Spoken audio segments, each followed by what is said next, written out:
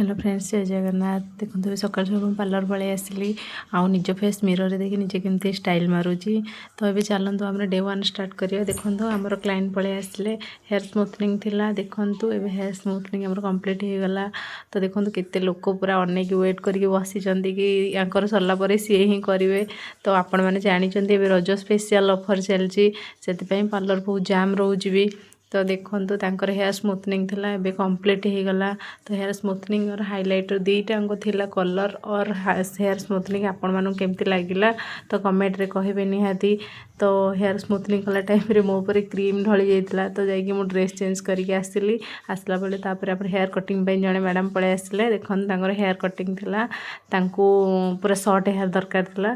देखो short hair पर तांको लेयर कट करागला शॉर्ट हेयर रे। देखो आपण मानू केमती लागुची हेयर कटिंग। तो बैक भी देखो बैक रे केमती लगुच हेयर कटिंग आपण मानू भल लगे कि नहीं कमेंट रे निहाती कहिबे। क्लाइंट तो बहुत खुशी हेले सी मते कहते कि वो वीडियो कहीं अपलोड करिनो। तो से वीडियो फाइनली अपलोड करदेली। तो आपण मानू केमती लगुच हेयर कटिंग मते निहाती जणेबे। तो यहाँ मोर फास्ट मिनी ब्लॉग थिला। आपण माने सपोर्ट कले निहाती आगू आहरी जीवी। तो देखो आप केमती लगुच फास्ट मिनी ब्लॉग मोर। तो हेयर कटिंग केमती लगिला मते कहिबे। रहिली जय जगन्नाथ, टाटा, बाय बाय।